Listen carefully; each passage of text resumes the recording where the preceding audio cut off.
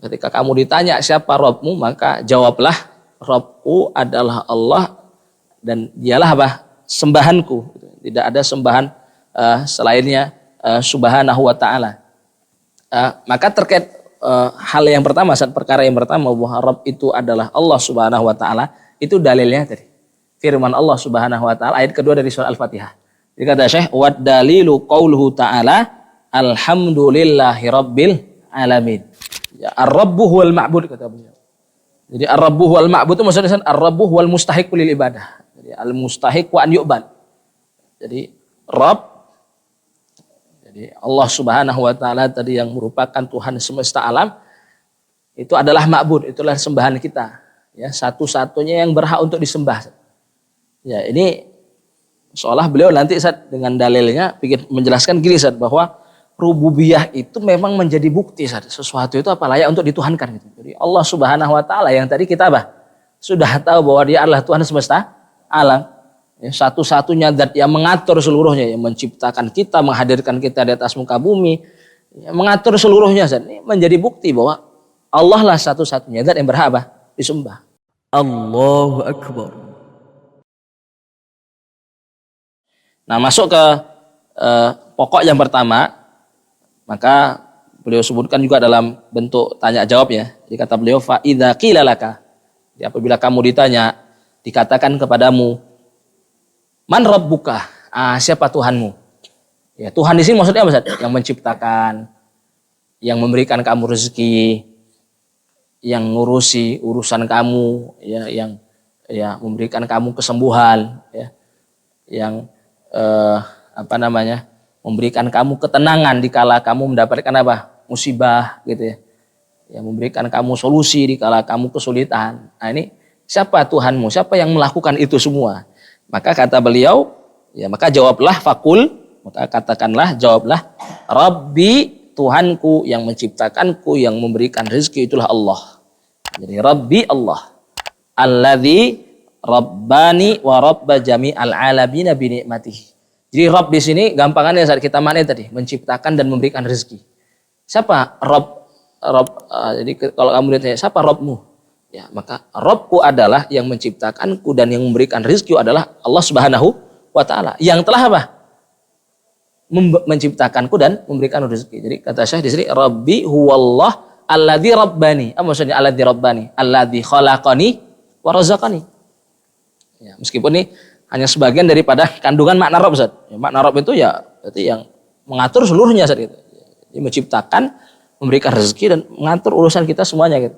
Jadi dialah Allah Subhanahu wa taala yang telah menciptakanku dan juga memberikanku rezeki dan juga melakukan hal yang sama kepada seluruh semesta ini. Rabba jami'al alamina bi ni'matihi. Bi ni'matihi dari bi tarbiyatihi. Binikmatihi itu maksudnya bitarbiyati. Ya, tarbiyah terbesar yang Allah Subhanahu wa taala berikan kepada kita saat itu dengan diutusnya Nabi Muhammad sallallahu alaihi wasallam. Karena dengannya kita bisa mendapatkan satu nikmat yang tidak ada ya nikmat lain yang lebih besar daripadanya, itu nikmat Islam dan iman. Nikmat iman dan Islam, itu enggak mungkin kita peroleh kecuali setelah Allah mengutus Nabi Muhammad sallallahu alaihi wasallam yang mengajarkan itu kemudian sampai kepada kita hari ini. Satu nikmat yang perlu kita syukuri setiap hari. Jadi jangan sampai satu hari kita itu ya, misalkan bangun subuh itu kan ya harus terucap di lisan kita itu alhamdulillah ala nikmatil iman, alhamdulillah ala nikmatil Islam. Karena nikmat iman Islam yang kita peroleh ini bahkan sesuatu yang kita peroleh dengan cuma-cuma, ini merupakan satu nikmat yang kita peroleh dengan cuma-cuma. Kalau kita misalkan mau merenungi ya, ada bagus satu video dibuat sama salah seorang Afriki ya, itu orang Afrika, kalau nggak salah itu orang Nigeria itu, dari logatnya, dari wajahnya, parasnya itu kayaknya orang Nigeria. Karena sefaham kita ya, sepengetahuan kita selama ya bergelut dengan mereka itu 6 tahun itu ya kayaknya orang Nigeria. Jadi beliau ada buat satu video itu mencoba menyadar kita betapa luar biasa nikmat iman Islam ini. Beliau bilang gini, Ibrahim itu sampai Allah peringatkan di Al-Quran itu. Jadi saking ngebetnya minta hidayah untuk siapa, Ustaz? Ayahnya. Jadi Nabi Ibrahim alaihissalam itu ngarep agar Allah memberikan apa? Islam kepada ayahnya. Nabi Nuh ngarep apa? Ya, sebelumnya itu ada Nabi Nuh ngarep anaknya, ya, istrinya, anaknya. Nabi Muhammad ngarep siapa? Paman untuk dapatkan Islam, iman. Tapi Allah apa? Tidak, ya tadi ya, tidak mengizinkan hidayat Islam itu apa? Diberikan kepada mereka tadi, kepada ayah Nabi Ibrahim, kepada anaknya Nabi Nuh, kepada pamannya Nabi Muhammad SAW. Cuman yang luar biasa, nikmat itu diberikan kepada kita apa? Cuma-cuma.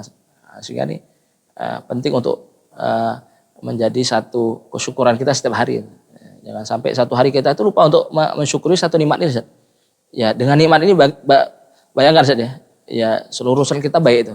Mau kita dalam kondisi senang, kita artinya pandai untuk bersyukur kepada Allah Subhanahu wa taala. Ketika dalam kondisi susah pun apa? Kita juga bisa apa? Bersikap dengan baik, itu dengan senantiasa apa? Sabar atas segala kesulitan, musibah yang kita dapatkan. Dan itu tidak akan bisa kita dapatin kebaikan itu seluruhnya kan. Kalau kata Rasul kan ajaban li amril mukmin. Ya, bahwa seluruh urusan mukmin itu apa? Semuanya baik. Ya, kalau dia dapat kesenangan dia bersyukur, kalau dia dapat kesulitan apa? Dia bersabar. Jadi semuanya itu bernilai pahala itu.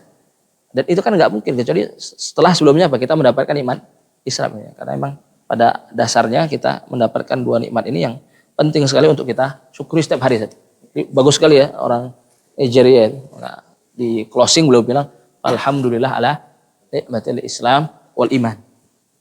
Nah, itu Ustaz. Itu tadi ya kata beliau pertama ya, siapa Tuhanku? Tuhanku adalah Allah yang menciptakanku, memberikanku rezeki, menciptakan seluruh semesta, memberikan rezeki juga kepada mereka dengan nikmatnya, dengan tarbiyahnya, dan bentuk tarbiyah terbesar yang Allah berikan kepada kita tadi dengan diutusnya Nabi Muhammad sallallahu alaihi wasallam. Kemudian kata beliau wa huwa ma'budi. Jadi dialah sembahanku, laisa li ma'budun siwah. Aku tidak memiliki sembahan kecualinya subhanahu wa ta'ala. Nah, ada dua hal yang ingin ditekankan oleh mu'alif di sini saja dalam mengenalkan siapa itu Tuhan. Pertama begini San, dalam mengenal Tuhan itu ada dua hal yang harus kita kemudian ketahui, bahwa Tuhan itu Allah. Itu dari yang disebutkan tadi pertama, Rabbi huwallah alladzi rabbani wa rabba jami'al alamin bi ni'matihi. Sama Tuhan itu siapa? Tuhan itu adalah sembahan. Jadi ada dua hal yang belum ingin jelaskan. Pertama, Rabb itu Allah. Jadi kalau antum ditanya, siapa Tuhan kamu? Siapa yang menciptakan kamu, yang menghadirkan kamu di atas muka bumi ini? Siapa yang memberikan kamu rezeki? Siapa yang menyembuhkan kamu? Maka kita harus tahu Rabb kita adalah Allah Subhanahu wa ta'ala. Yang kedua, Rabb kita itulah sembahan kita. Karena nanti insya Allah kita akan jelaskan oleh beliau kerububiyahan, ya, status sesuatu itu menciptakan kita gitu saatnya, memberikan kepada kita rezeki, mengatur segala urusan kita, itu menjadi bukti saja. Jadi kerububiyahannya itu menjadi dalil bukti yang paling ontetik, paling kuat, sesuatu itu apa layak untuk kita sembah. Maka nanti beliau akan sebutkan ar-rabbu wal ma'bud. Jadi ada dua hal saat ini ingin beliau jelaskan, ar-rabbu wallah sama ar-rabbu wal ma'bud. Nah, pertama, untuk perkara yang pertama beliau akan menyebutkan dalilnya. Jadi kata beliau selanjutnya Ustaz, wa dalilu qauluhu ta'ala. Ini dalil untuk menjelaskan tadi Ustaz. Allah ar-rabbu huwallah. Ini untuk perkara yang pertama. Jadi ada dua perkara yang beliau ingin jelaskan dalam ungkapannya tadi, bahwa ketika kamu ditanya siapa Rabbmu, maka jawablah Rabbku adalah Allah dan dialah apa? Sembahanku. Tidak ada sembahan selainnya subhanahu wa ta'ala. Maka terkait hal yang pertama, perkara yang pertama, bahwa Rabb itu adalah Allah Subhanahu wa ta'ala, itu dalilnya tadi firman Allah Subhanahu wa ta'ala ayat kedua dari surah Al-Fatihah. Jadi kata Syekh, wa dalilu qauluhu ta'ala alhamdulillahi rabbil alamin. Mana Ustaz? Wajhudilalah yang mana? Mana bukti bahwa Allah itu Rabb? Rabb itu adalah Allah. Allah di sini mengabarkan apa? Bahwa Allah adalah Tuhan semesta alam. Di sini Allah mengabarkan langsung itu bahwa kepada kita bahwa dirinya itu adalah apa? Rabbul alamin.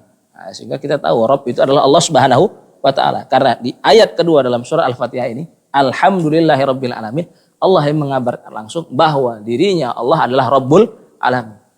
Itu yang menciptakan seluruh semesta, yang mengatur segala urusan yang ada di semesta ini. Kata Allah, alhamdulillah, segala puji bagi Allah. Siapa itu Allah? Rabbil Alamin. Nah, jadi Allah sendiri yang mengabarkan di sini. Ini dalil untuk apa sih, Ustaz? Dalil untuk menjelaskan tadi perkara yang pertama, Ar-Rabbu huwallah. Paham Ustaz ya? Ar-Rabbu huwallah. Jadi, siapa itu Rabb? Siapa itu Tuhan? Itulah Allah. Mana dalilnya? Ini dalil nakli namanya Ustaz ya. Ini dalil syar'i. Nah, ini surat Al-Fatihah tadi ayat 2. Terus Syekh menjelaskan wa kullu ma siwallahi alam. Jadi beliau ingin menjelaskan makna alam itu apa sih? Jadi Rabbul Alamin tadi yang tersebutkan di ayat alhamdulillahi rabbil alamin. Alamin itu maknanya apa sih? Jadi kalau kata Syekh di sini menjelaskan makna alamin, kullu ma siwallah itu alam. Jadi alam itu makhluk saja. Pokoknya seluruh apapun itu selain Allah Subhanahu wa taala ini masuk dalam kategori apa? Alam tadi. Di alamin itu ya kita bisa katakan jamak dari alam. Ya, ulama nggak menyebutkan jamak tapi ismul jamak. Ya, atau kita bilang mulhaq bil jamak gitu ya. Ya, dia intinya jamak dari alam. Alam itu maknanya apa? Kullu ma siwallah. Maka kata Syekh wa kullu ma siwallahi alamun. Seluruh pokoknya yang selain Allah Subhanahu wa taala itulah alam. Terus kata siapa? Wa ana wahidun min dzalikal alam. Dan aku itu di antara apa? Salah satu alam, salah satu makhluk. Yang berarti bahwasanya apa? Allah itu adalah Tuhanku. Jadi sebagaimana Allah itu Rabbul Alamin, aku adalah salah satu apa? Dari alamin tersebut, maka Allah adalah Rabbku. Itu saja. Ini wujudillahnya begitu. Jadi Allah yang mengabarkan langsung bahwa ya dirinya adalah Rabbul Alamin, Tuhan semesta alam. Yang makna Rabb itu gampang kan gitu, yang menciptakan dan juga yang memberikan rezeki. Ya meskipun masih banyak makna Rabb yang lain, cuman yang paling bisa menjelaskan itu tadi al-Khaliq war-Razik itu makna Rabb tadi. Nah ini dalil nakli namanya Ustaz. Dalil syar'i. Tahu saja. Nah, beliau selanjutnya Ustaz menyebutkan apa? Mengatakan apa? Fa idza qila laka bima arafta rabbak. Nah, di sini beliau ingin menyebutkan dalil aklinya. Jadi untuk menjelaskan tadi Ustaz bahwa Ar-Rabb itu adalah Allah Subhanahu wa taala. Tahu Ustaz ya? Tadi beliau sebutkan dalil naklinya, dalil syar'inya. Nah, kemudian beliau sebutkan fa idza qila laka bima arafta rabbak. Kalau kamu lagi ditanya coba, dengan apa kamu dapat mengetahui Rabbmu? Maka kata beliau, fakul jawablah bi ayatihi wa makhluqatihi. Nah, dengan ayat-ayatnya dan makhluk-makhluknya. Nah, sebenarnya Ustaz, ayat itu ada dua. Jadi ada ayat syariah, ada ayat kauniyah namanya. Jadi sebagaimana tadi ada dalil syar'i, ada dalil nakli, ada dalil akli, gitu saja. Jadi kalau kita ingin mengenal Allah Subhanahu wa taala sebagai Rabb kita tadi, sebenarnya kita bisa dengan ayat syariah itu bisa. Misalkan kita baca Al-Qur'an gitu ya. Baca hadis gitu saja. Kayak tadi kita misalkan baca surah Al-Fatihah terus kita dapat di ayat keduanya alhamdulillah rabbil alamin. Kita bisa tahu tuh, oh Allah itu apa? Tuhan seluruh semesta ini. Semua yang kita dapatin di sekitar kita nih, ya yang ngatur, yang menciptakan siapa? Itu adalah Allah Subhanahu wa taala. Ini namanya ayat syariah. Ayat syariah itu maksudnya wahyu. Al-Qur'an dan juga sunnah. Cuma ada ayat yang lain namanya ayat kauniyah. Nah, ketika beliau di sini menyebutkan dengan apa kamu bisa mengetahui Rabbmu, bahwa Rabbmu tadi kan Allah. Ya, keberadaan Rabb, keberadaan Allah itu dari mana kita bisa ketahui? Ya, ini beliau ingin memaparkan dalil tadi, dalil aklinya tadi, Ustaz. Ya, kata beliau dengan ayat. Ayat ini maksudnya ayat apa, Ustaz? Ayat kauniyah. Ya, ayat kauniyah itu maksudnya makhluk. Jadi sebenarnya ketika beliau mengatakan fakul bi ayatihi wa makhluqatihi, itu sebenarnya maksudnya sama. Bi ayatihi bi makhluqatihi wa makhluqatihi. Jadi maksud di sini ayatnya ayat apa? Ayat kauniyah. Dari mana kita tahu bahwa ayat di sini maksudnya ayat kauniyah? Dari contoh. Kita coba baca setelahnya. Fakul bi ayatihi wa makhluqatihi. Kata beliau apa, Ustaz? Wa min ayatihi, di antara ayat-ayat ya kekuasaan Allah, tanda keberadaan Allah Subhanahu wa taala itu apa? Al-lailu wan naharu wasyamsu wal qamar. Malam, siang yang kita dapatin setiap harinya, bulan gitu Ustaz ya, setiap malamnya, matahari setiap siangnya. Ini ayat. Jadi ini bukti Ustaz, dalil bahwa ketika beliau tadi menyebutkan fakul bi ayati, maksudnya ayat apa nih? Ayat kauniyah. Bukan ayat syariah. Bidalil apa? amthilah, misal-misal yang beliau sebutkan setelahnya. Bahwa menyebutkan apa? Bahwa beliau menyebutkan yang dimaksud dengan ayat ini asyams wal qamar, al-lail wan nahar. Tahu Ustaz? Jadi maksudnya sebenarnya sama. Cuman beliau membedakan istilahnya, nanti disebutkan dua dalilnya. Jadi ala kulli gitu Ustaz ya. Ini beliau ingin memaparkan dalil apa tadi? Dalil aklinya. Ya, kalau pertama tadi dalil syar'i, apa dalilnya bahwa Rabb itu adalah Allah Subhanahu wa taala? Tadi ayat kedua dalam surat Al-Fatihah. Allah yang mengabarkan sendiri bahwa dirinya adalah Rabbul Alamin. Alhamdulillahi Rabbil Alamin. Kemudian beliau sebutkan dalam bentuk soal ya, soal dan jawab tadi, tanya jawab juga. Nah, itu untuk memaparkan dalil aklinya. Terus bagaimana kamu tahu bahwa Allah Subhanahu wa taala itu adalah apa? Rabb. Rabb itu adalah Allah Subhanahu wa taala. Yang menunjukkan keberadaannya itu apa? Bahwa Allah itu yang disebut dengan Rabb tadi, yang mengatur seluruh semesta ini. Ya, tadi kita bisa mengetahui dengan apa? Dengan ayat dan makhluknya. Ayat di sini maksudnya ayat kauniyah dengan dalil bahwa beliau menyebutkan misal-misal ya makhluk itu. Wa min ayatihil lailu wan naharu wasyamsu wal qamar wa min makhluqatihi. Dan di antara makhluk-makhluknya yang menunjukkan akan keberadaan Allah Subhanahu wa taala sebagai Rabb itu adalah as-samawat as-sab'u ya, langit dengan 7 lapisnya, wal araduna sab'u ya, bumi dengan 7 lapisnya, wa man fihinna, apa yang di dalam keduanya, wa ma bainahuma, apa yang di antara keduanya. Nah, kemudian beliau akan menyebutkan 2 ayat kan. 2 ayat itu sebenarnya cuma pengen mendalil ini, kalau kata Syekh Shalih Al-Utsaimin dalam syarahnya, 2 ayat ini beliau sebutkan untuk mendalili tafrik yang beliau sebutkan tadi. Jadi kan beliau tadi membedakan antara penyebutan ayat dan makhluk. Kenapa kok syamsun, nahar, terus qamar sama lail itu kok disebut dengan apa? Ayat. Kenapa kok disebut makhluk saja kan gitu? Sebenarnya kan maksudnya sama aja, ayat, makhluk itu sama saja. Kenapa kok beliau tafrik, kok beliau bedakan itu? Sedangkan kalau apa tadi? Langit, bumi itu disebut dengan makhluk. Itu beliau enggak ngasal itu. Ada dalilnya. Nah, dalilnya itu apa? Nah, pertama, firman Allah Subhanahu wa taala, wa min ayatihi lailu wan nahar. Allah yang menyebutkan sendiri bahwa al-lailu, an-nahar, asy-syamsu wal qamar itu Allah sebut sebagai apa? Ayat, enggak disebut makhluk gitu. Nah, gitu saja. Jadi beliau soalnya iktibas saja, iktibas itu ya nyomot aja itu. Ya Allah sebutkan begitu, ya saya nyebutkan begitu gitu. Nah, jadi dalilnya itu firman Allah Subhanahu wa taala, wa min ayatihi lailu wan naharu wasyamsu wal qamar la tasjudu lisyamsi wala lil qamar.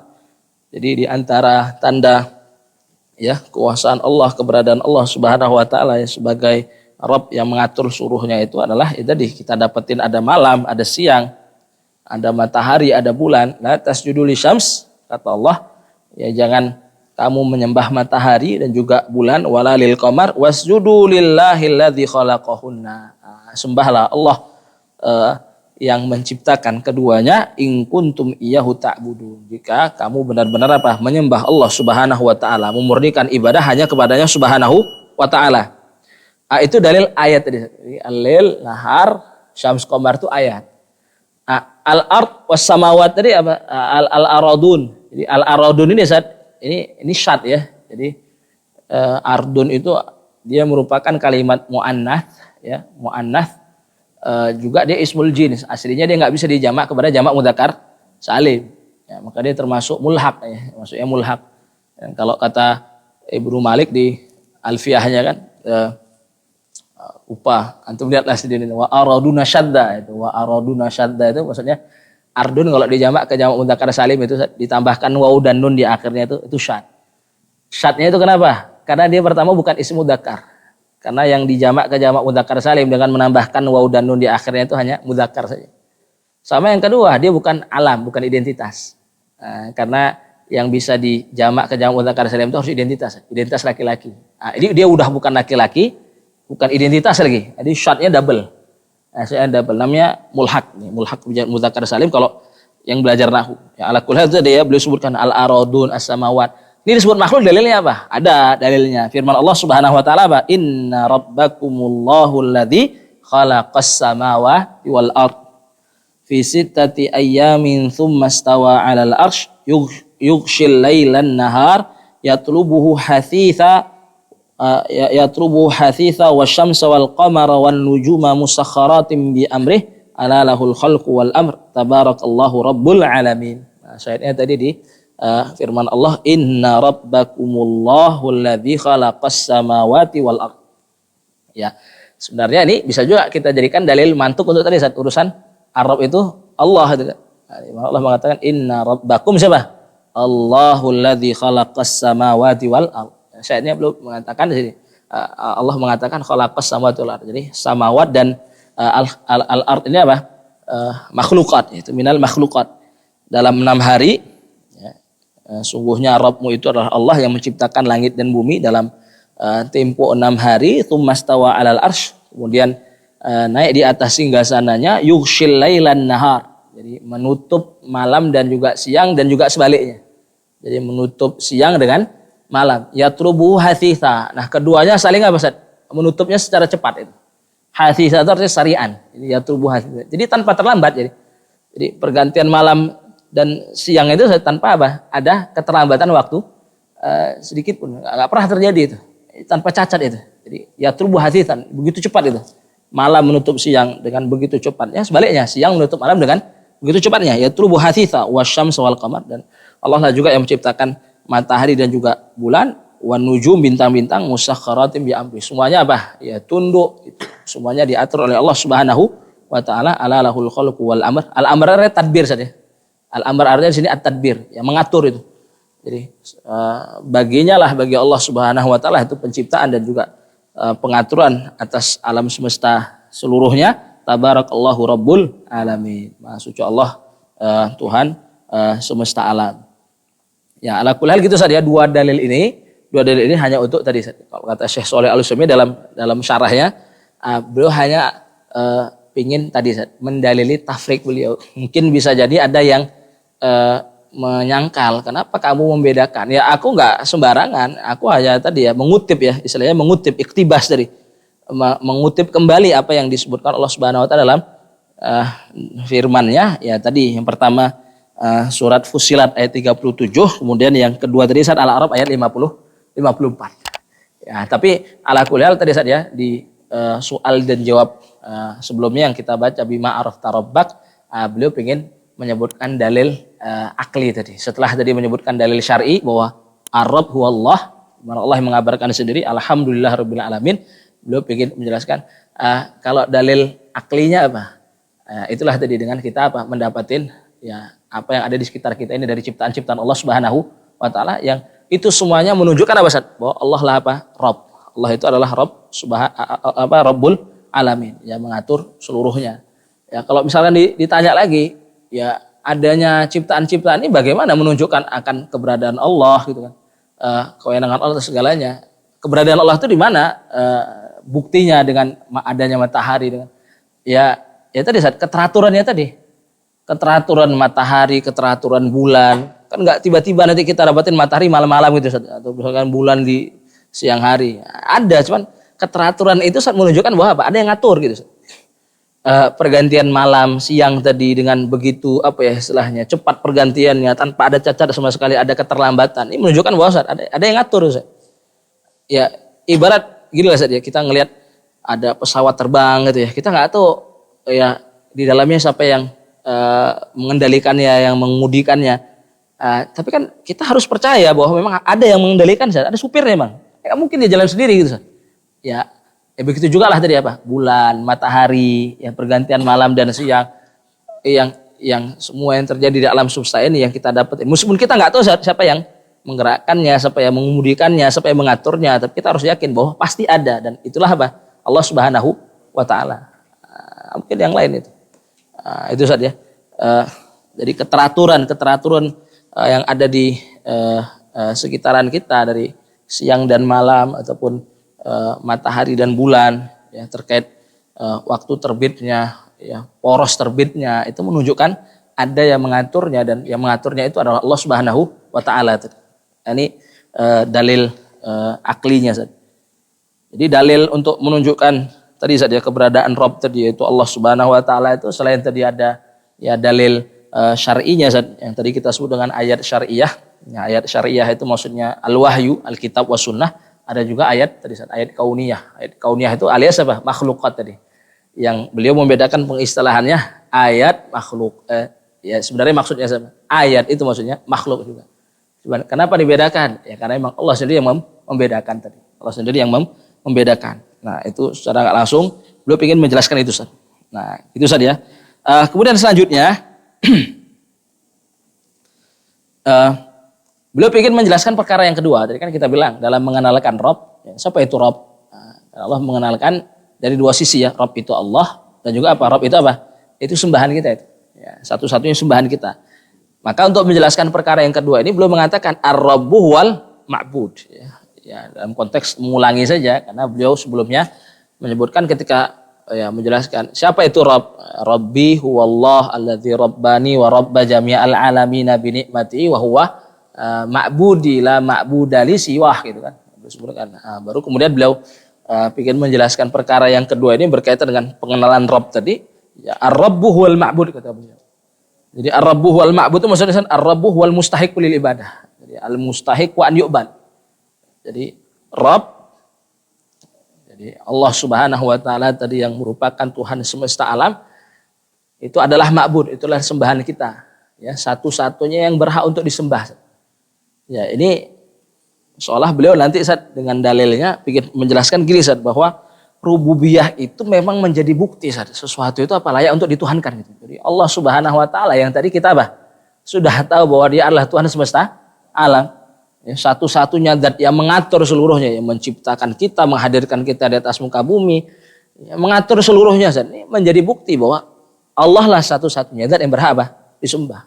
Karena nanti beliau akan menyebutkan ayat dan juga akan menyebutkan itu tadi ya tafsiran salah satu mufassir yaitu Al-Imam Ibnu Katsir menjelaskan tadi bahwa ar-rububiyah itu dalil uluhiyah. Jadi rububiyah kerububiyahan Allah itu yang menjadi bukti kewenangan Allah terhadap apa? Ibadah. Ya, satu-satunya yang berhak yang memberhaki ibadah itu adalah Allah Subhanahu wa taala karena Allah lah satu-satunya zat yang tadi memiliki kerububiyahan mutlak itu.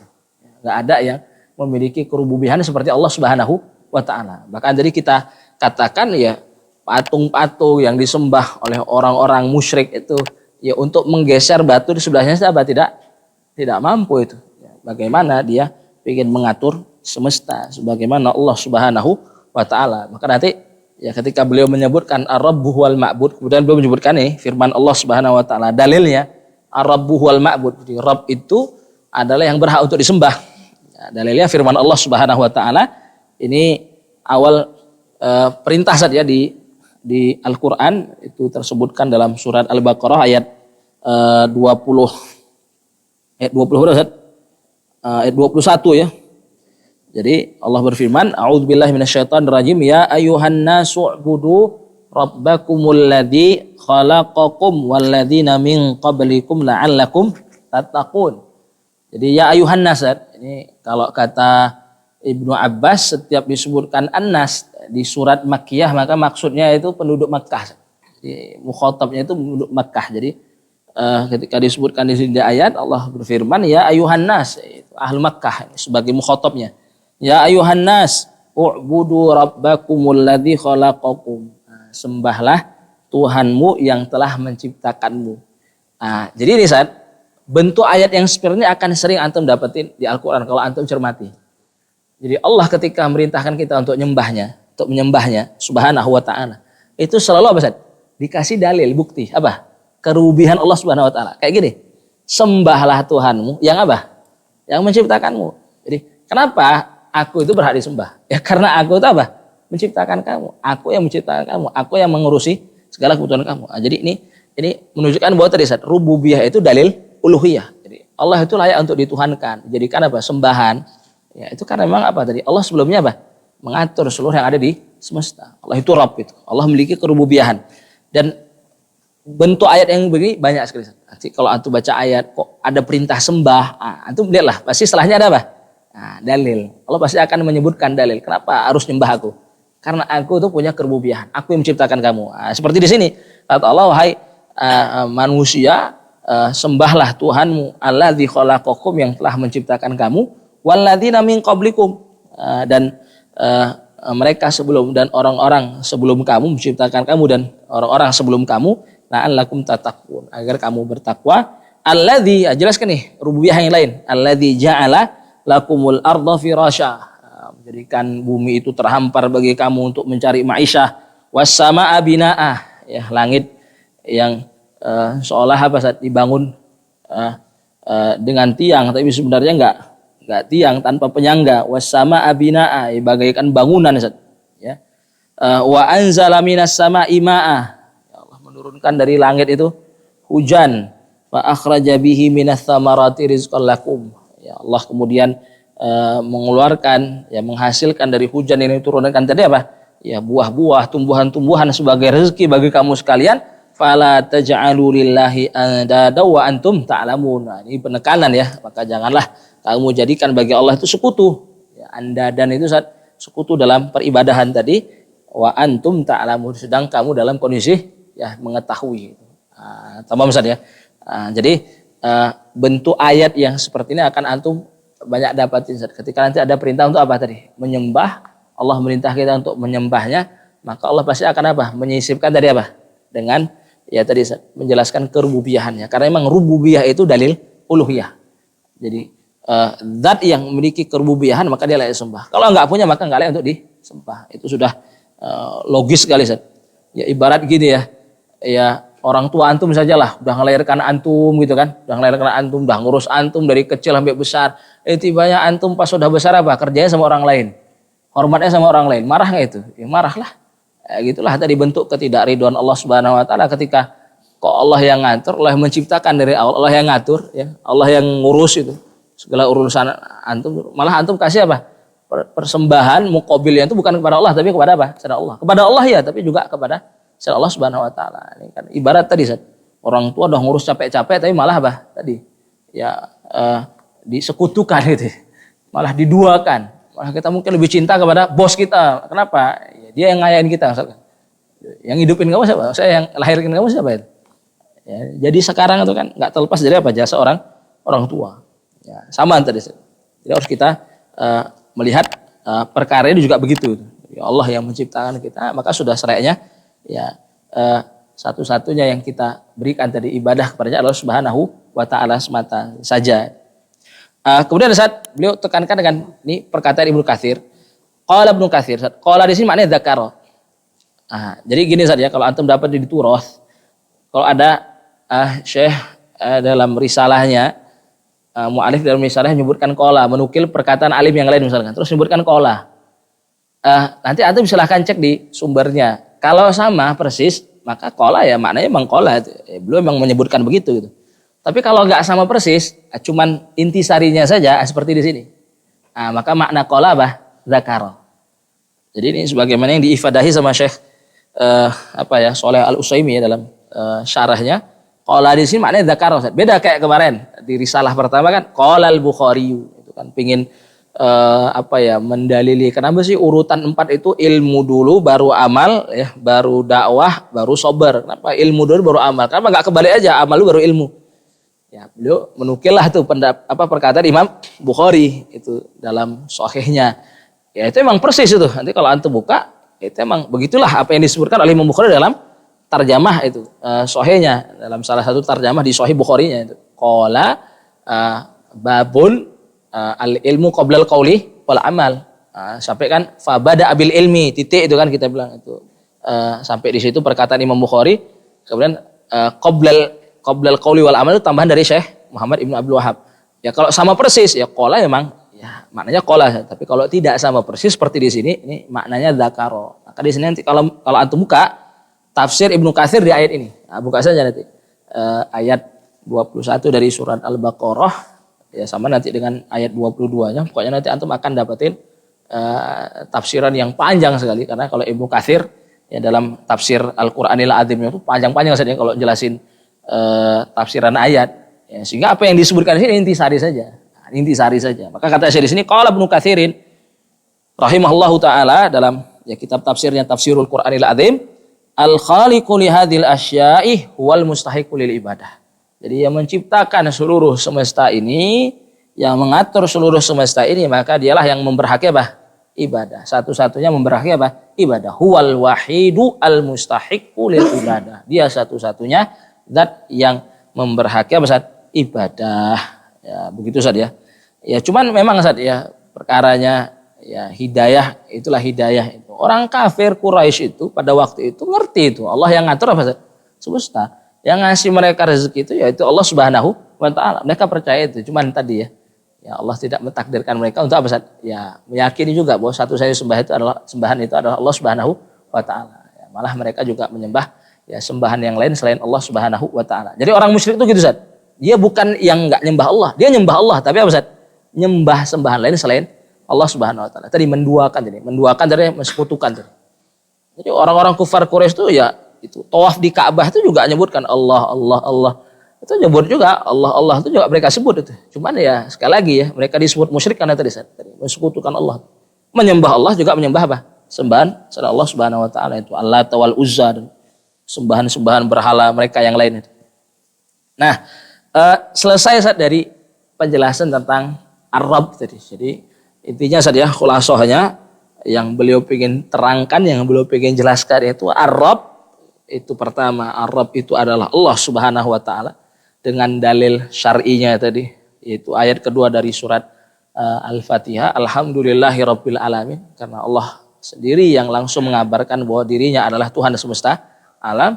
Kemudian beliau memaparkan juga dalil ya aklinya ya bahwa Rabb itu adalah Allah Subhanahu wa taala itu juga bisa kita ketahui dengan apa Ustaz? Ya tadi makhlukat ya ciptaan-ciptaan Allah Subhanahu wa taala yang beliau tadi mengungkapkannya dengan pertama ayat, kedua makhlukat dan itu maksudnya sama karena ayat di situ maksudnya ayat kauniyah dengan dalil tadi ya beliau menyebutkan misalnya dengan asyamsu wal qamar dan beliau menyebutkan dua ayat ya konteksnya cuman pingin mendalili kenapa beliau membedakan penyebutan ayat dan makhlukat padahal sama-sama makhluk, kenapa kok nggak disebutkan makhlukat saja ya, karena memang aku menyebutkan sebagaimana yang Allah Subhanahu wa taala sebutkan itu di surat Fussilat tadi sama Al-A'raf itu ya.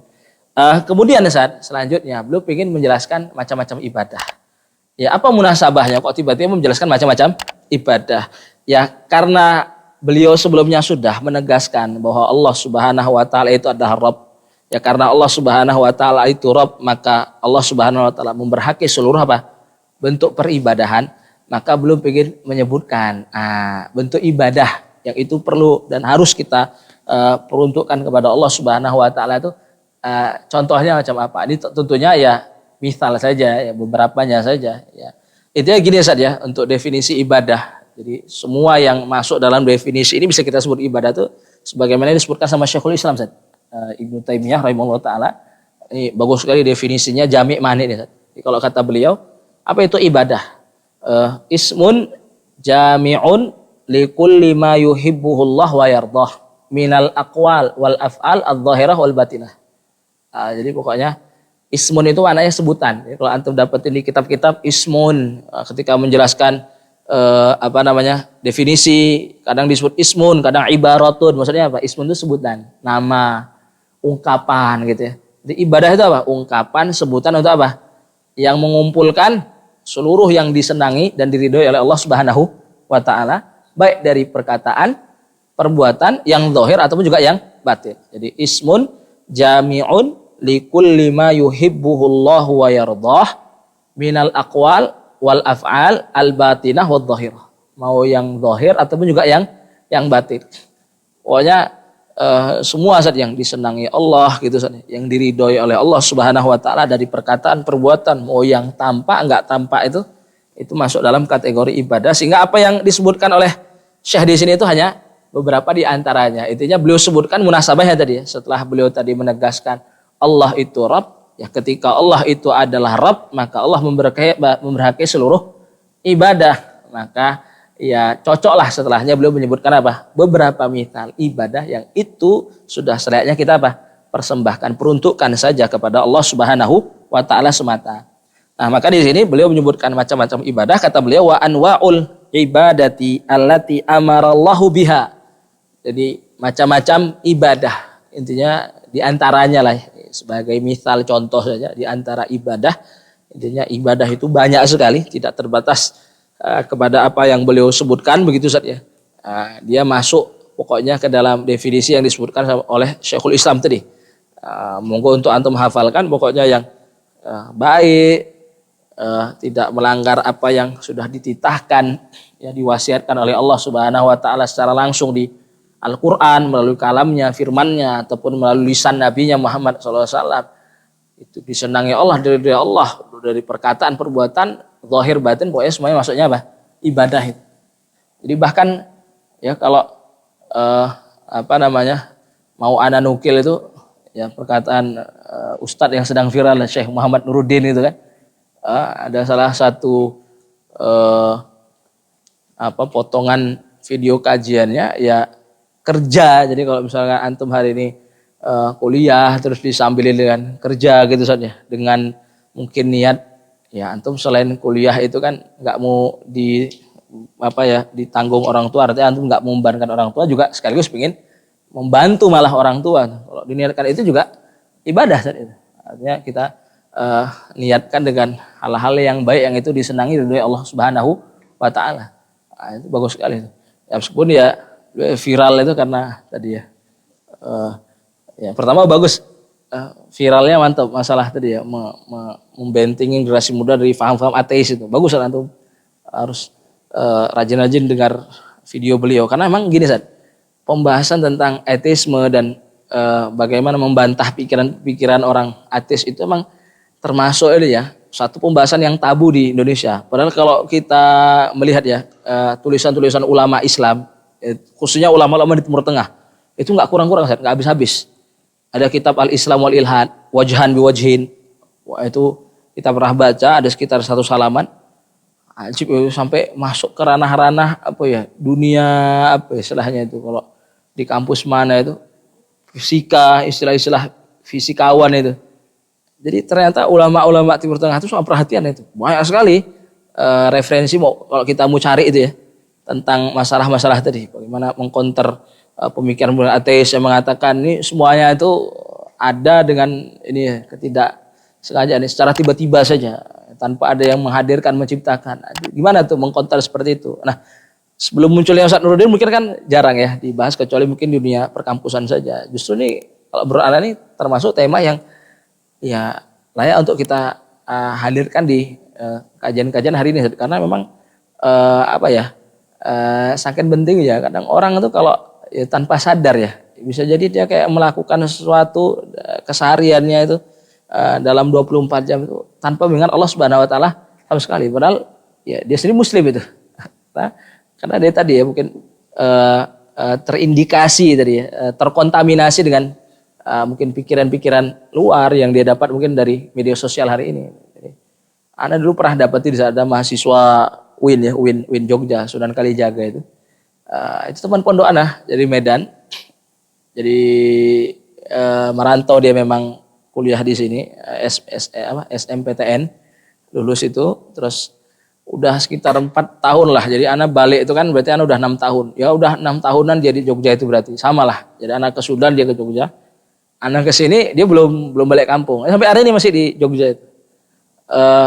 Beliau kerja jadi tukang urun, tukang terapis. Hari ini jadi terapis salah satu di Jogja itu. Nggak tahu nama terapinya. Pangkas diladenin yang buka warung. Sampai ada satu ungkapan yang anak ya sangat kaget ya ketika awal ketemu itu. Dil. Tapi anak mewajari karena Jogja itu anak sudah paham sekali. Jadi sebelum anak jumpa dia itu anak sudah tahu sekali kan.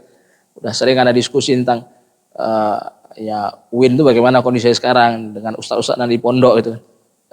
Termasuk UIN Sunan Kalijaga ini kan termasuk yang parah ya. Ya antum tahu sendiri yang disertasi tentang itu kan membolehkan hubungan kalau ridho makna milkul yamin kok ridho gitu kan. Ada milkul yamin itu budak itu kan, mana milkul yamin kok sama-sama ridho, dari mana itu? Itu di UIN Sunan Kalijaga kalau nggak salah kan, kan di Jogja kan. Jadi dia ngungkapin satu ungkapan agak kaget itu. Dil, aku tuh sampai menyimpulkan begini sekarang dalam kehidupanku katanya. Aku kalau sholat rezekiku seret katanya. Pas aku nggak sholat, kaget anak. Pas aku nggak sholat, bisnisnya tadi kan dia bisnis tadi. Ada warung, ada apa pangkas rambut itu potong rambut Ustaz. Itu lancar, mak kaget ana. Wah, syukurnya waktu itu ada teman ana yang lain. Kalau teman ana yang satu ini di Jogja juga gitu ya. Cuman ikut PESMA, pesantren mahasiswa. Jadi agak terjaga lingkungannya gitu saja. Langsung nyanggah, itu istidroj. Jangan senang itu, hati-hati itu. Ana itu sengaja saja kalau bergaul itu ya pingin dekat dulu, ya nggak usah terlalu apa ya tiba-tiba jor-joran. Ada teman tadi, oh yaudah itu istidroj benar istidroj itu. Tapi itu satu gambaran saja, maksud ana. Ya kita kalau tadi saja nggak selalu membentengi diri dengan mungkin memahami makalah-makalah seperti itu ya, cara mengkonter pikiran-pikiran seperti itu. Bisa jadi kita tanpa sadar tadi dalam satu hari 24 jam yang kita habiskan kita tanpa mengingat apa? Allah sama sekali itu. Bahkan mungkin kita ngerasa ini ketika kita nggak ingat Allah kita hidupnya tenang itu. Waduh, kaget kita itu ngeliat kayak gitu. Ya Allah. Hidayah itu mahal tuh begitu. Ya, perlulah kita selain tadi ya dengan cara itu ya kita terus mengilmui diri kita. Ya selalu saat minta hidayah, minta keistiqomahan, sabat dari Allah. Ya makanya zikir pagi dan petang itu penting Ustaz ya. Doa setelah sholat ya itu dianjurkan. Kalau kata Rasulullah ayu doa asma.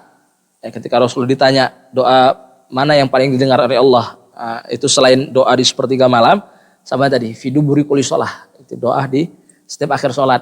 Sholat lima waktu kita manfaatkan itu tadi minta keistiqomahan, kita minta selalu dibantu untuk melakukan ketaatan. Allahumma inna ala dzikrika wa syukrika wa husni ibadatik. Allahumma tsabbitna fid din.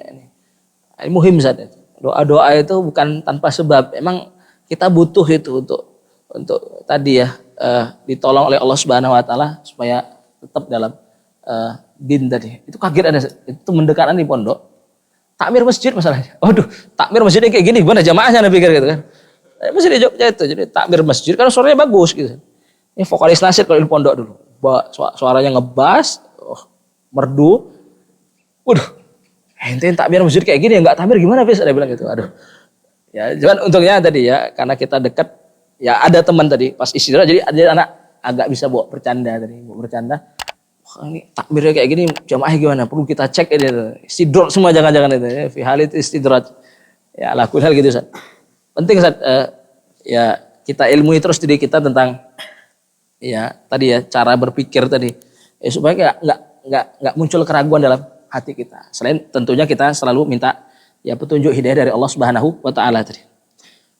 Itu saja jadi kata beliau wa anwaul ibadah allati amarallahu biha mithlul islami wal imani wal ihsan. Jadi macam-macam ibadah yang Allah Subhanahu wa taala perintahkan kepada kita dan kita sudah selayaknya mempersembahkan ibadah hanya kepada yang Subhanahu wa taala itu seperti Islam, iman dan ihsan. Ini tiga bagian utama dalam agama, ibadah, syariat tadi saja. Nanti yang tersebutkan setelahnya itu turunan. Sebenarnya memang penjelasan Islam, iman dan ihsan ini nanti insya Allah di asal yang kedua, di pokok yang kedua itu tentang ma'rifatuddin. Nah, sehingga di sini kita lewatkan saja. Wa minhu itu maksudnya wa minal madhkur. Jadi minhu itu maksudnya wa minal madhkur. Apa tadi maksudnya? Yang tersebutkan tiga sebelumnya itu sebagai tiga turunan pokok itu dari ibadah, dari syariat itu ada Islam, iman, ihsan. Nah, maka dari ketiganya itu ada apa saja? Ada ad-du'a, wal khauf, wal raja, wat tawakkul, wal raghbah, wal rahbah, wal khusyu', wal khasyah, wal inabah, wal isti'anah, wal isti'adzah, wal istighatsah, wal dzabhu, wan nadhru, wa ghairu dzalika min anwa'il ibadatil lati amarallahu biha. Kita bahasin dulu Ustaz ya. Bismillah ya. Setengah jam lagi enggak apa-apa ya. Kan kemarin udah cepat. Apa tadi karena kita ulasan tadi. Bismillah. Kita ingin bahas satu persatu. Karena kaitannya dengan pertanyaan antum kemarin. Ngarep sama weton itu. Nah, itu bagaimana? Insya Allah kita jelaskan ya kapan rojak itu dianggap ibadah sehingga kalau kita ngarap kepada selain Allah itu boleh atau tidak itu. Nah, insya Allah ada dobit-dobitnya, coba kita bahas saja. Di antara ibadah itu yang merupakan turunan dari 3 turunan utama dalam ibadah dalam syariat Islam, iman dan ihsan. Pertama doa. Doa ini maknanya at-thalab saja. Jadi dalam bahasa da'a yad'u artinya talaba yatlubu. Jadi ya kita doa itu maknanya ya doa kepada Allah, artinya kita minta kepada Allah. Ketika seorang saat minta kepada Allah Subhanahu wa taala, berdoa kepada Allah itu didasari kepada 2 hal. Pertama karena kita meyakini bahwa Allah yang memiliki segala kemanfaatan yang itu mungkin kita harapkan gitu. Sama Allah yang memiliki segala kemudaratan. Jadi dasar kalau kita berdoa kepada Allah itu ya karena memang kita meyakini bahwa Allah Subhanahu wa taala yang memiliki segala kemanfaatan dan memiliki segala kemudaratan. Jadi karena dalam doa itu kan kita meminta 2 hal. Pertama kita meminta untuk diberikan kebaikan, atau kalau sudah ada kebaikan pada diri kita apa? Untuk dikekalkan. Jadi kalau kaitannya dengan kebaikan apa? Imma kita minta dihadirkan kebaikan untuk diri kita, atau sudah ada kebaikan itu kita minta untuk apa? Dikekalkan, untuk didawamkan. Ya contoh misalkan kita minta kebaikan kayak Allahumma rizukna, ya Allah berikan kami rezeki, atau nikmat itu sudah ada pada kita mungkin ya Allah awetkan pada kita, misalkan Allahumma tsabbitna fi dinik, Allahumma tsabbitna ala ta'atik. Ini kan kita sudah misalkan dalam dinnya, dalam hidayah Allah, kita minta apa? Sabat. Minta misalkan tambahan kebaikan, Rabbana zidna ilman. Ini kan kita minta apa? Suatu kebaikan diberikan kepada kita, itu ilmu, kebaikan ilmu. Ya ala kulli hal ya terkait dengan kebaikan tadi, imma kita ingin ya ketika berdoa kepada Allah tuh minta Allah memberikan kebaikan kepada kita, atau mengekalkan satu kebaikan yang sudah ada pada diri kita, atau ya juga tadi berkaitan dengan keburukan, kemudaratan tadi. Imma kita minta agar Allah Subhanahu wa taala ya menghindarkan kita dari keburukan, daf'ud doror namanya. Atau saat kita ada kemudaratan pada diri kita minta Allah mengangkatnya. Jadi kalau kata ulama saat doa itu enggak keluar dari 4. Imma tadi apa Ustaz? Jalbun nafa. Jalbun nafa itu apa? Tadi minta kebaikan. Atau tadi apa Ustaz? Ibqaun nafa. Ibqaun nafa tadi mengawetkan tadi. Sudah ada kebaikan pada diri kita minta Allah biar mengawetkannya pada kita itu. Tidak mencabutnya, tidak mengambilnya lagi. Atau yang ketiga apa Ustaz tadi? Daf'ud doror. Kita minta untuk dihindari dari mara bahaya. Ini daf'ud doror itu. Sama satu lagi raf'ud doror. Rafa itu berarti mengangkat. Misal kita dalam kondisi sakit, Allah masfina, ya Allah sembuhkan kami. Ini kan kita ingin apa? Minta kepada Allah diangkat tadi kemudaratan, mara bahaya pada diri kita. Misalkan kita lagi kondisi rumah banjir, ya Allah redakan hujan biar enggak tinggi lagi curah hujan, biar airnya surut. Ini kan ada doror, kita ingin apa? Diangkat. Intinya begitu saja. Kita berdoa kepada Allah Subhanahu wa taala karena kita yakin Ustaz, Allah yang memiliki segala kemanfaatan dan kemudaratan. Sehingga tadi ya, ketika kita berdoa kepada Allah, imma tadi kita minta untuk diberikan kemanfaatan atau dikekalkan, atau ketika tadi kita berdoa juga apa? Minta untuk dihindarkan dari doror dan juga untuk diangkat doror itu daripada diri kita kalau misalnya kita dalam kondisi doror. Sehingga gini Ustaz, ketika kita sebutkan tadi doa itu ya disebut ibadah, berarti kalau itu Ustaz dibarengi keyakinan yang kita mintai, yang kita doa itu Ustaz memang memiliki apa Ustaz? Kebermanfaatan dan kemudaratan. Memiliki itu Ustaz ya. Memiliki dalam arti gini, dia bebas untuk memberikan itu kapanpun dia mau, dan itu hanya dimiliki oleh Allah Subhanahu wa taala. Sehingga patokan ini Ustaz bisa menjadi tolak ukur kita kapan kita boleh nggak minta ke orang lain. Jadi kalau dimunculkan pertanyaan, boleh nggak kita doa kepada makhluk? Doa kepada makhluk itu maksudnya apa Ustaz? Minta gitu ya, meminta kepada selain Allah Subhanahu wa taala, makhluk selain Allah Subhanahu wa taala. Misalkan kepada dokter, kita bilang ke dokter, "Dok, sembuhkan saya." Atau misalkan kita minta ya apa ya kepada orang lain, ya coba tolong, misalnya kita minta tolong ke orang lain Ustaz ya, coba lunasi hutang saya. Ini kan kita minta istilahnya. Ya nanti masuk juga ke dalam istighosah, nanti kita akan bahas, intinya minta pertolongan. Intinya doa lah Ustaz, minta ke orang lain itu boleh enggak? dari yang kita sebutkan tadi Ustaz, berarti kalau kita munculkan pertanyaan tadi, boleh nggak minta ke orang lain, doa ke orang lain? Boleh Ustaz, itu selama Ustaz, kita tidak meyakini bahwa yang kita mintain tadi Ustaz, memiliki kemanfaatan, kemudaratan. Kita yakini dia hanya jadi sebab saja, sebab sama yang memiliki tadi beda saja. Kalau memiliki itu kapan aja itu bisa memberikan. Tapi kalau sebab, dia bisa melakukan itu kalau melakukan wasilah-wasilahnya. Dokter itu bisa memberikan kesembuhan dalam arti apa? Dia mengupayakan memberikan kita obat. Orang yang membayarkan hutang itu ya dengan usaha kerja dia apa membayarkan atau memberikan apa? Hasil kerjanya kepada kita untuk melunasin hutang kita misalkan. Jadi kalau sekedar dikarenakan sebab saja kita meyakini yang kita minta itu sebab, bukan yang memiliki kemanfaatan dan kemudaratan. Jadi dia nggak bisa langsung, dia harus melakukan apa? Wasilah. Dan juga gini Ustaz, boleh selama itu dimampui. Jadi pertama tadi Ustaz, yang kita minta itu apa? Sesuatu yang dimampui saja. Sama tadi kita yakinin apa? Ya dia hanya sebab saja. Nah, kalau kita misalkan minta, ya entah itu minta kepada orang yang hidup atau bahkan mungkin kepada orang apa yang sudah meninggal, gimana kita minta kepada orang meninggal itu? Kan berarti sesuatu yang tidak dimampui Ustaz. Atau kepada orang yang hidup, tapi sesuatu yang nggak bisa dia apa? Dimampui dia. Saya coba hapus dosa-dosa saya, nggak bisa hapus dosa-dosa saya ini gimana? Nah, ini ketika tadi Ustaz ya tidak memenuhi syarat ini, nanti dia masuknya kepada ranah tadi syirik.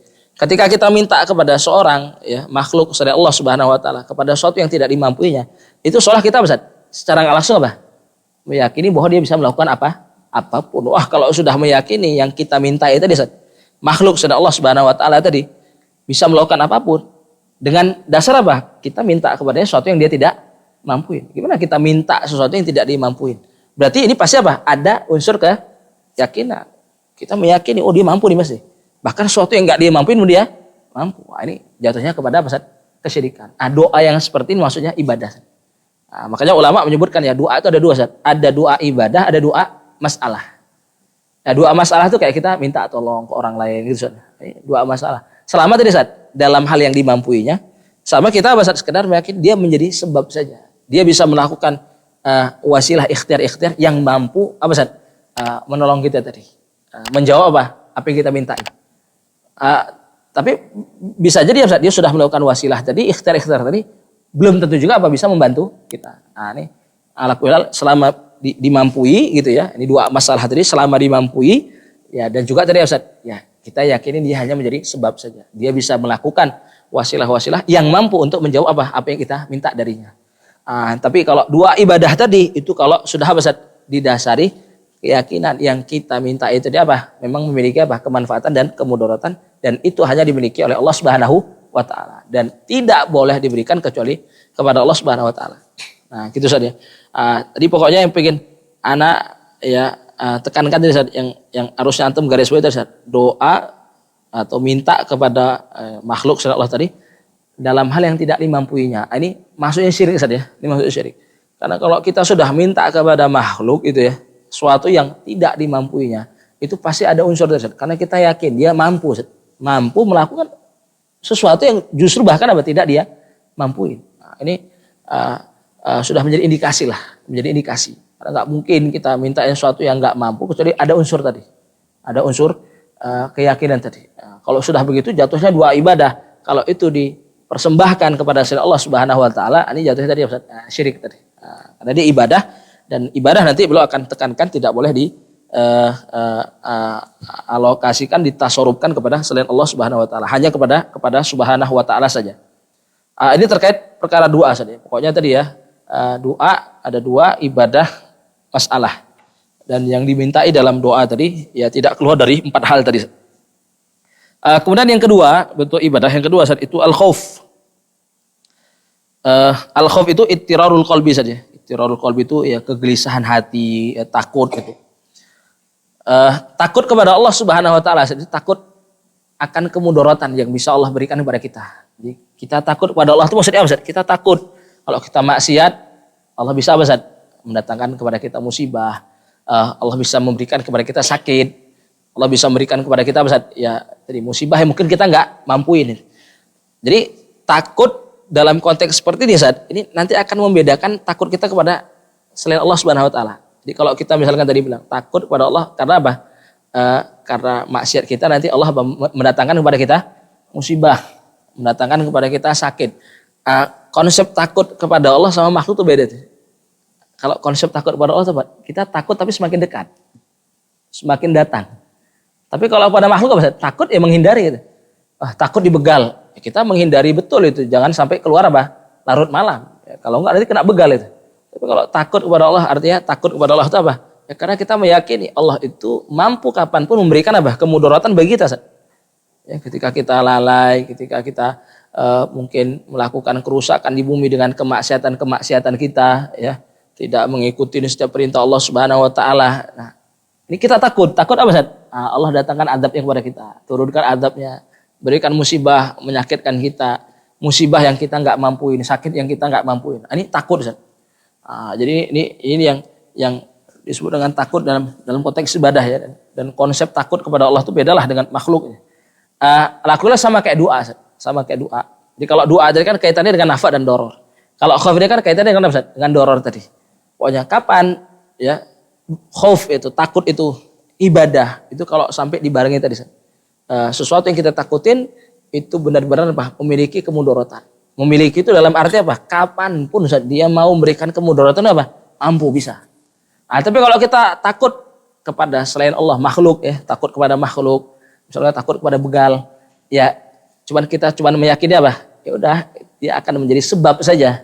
Tapi belum tentu dia benar-benar apa bisa memberikan kemudaratan itu kepada kita.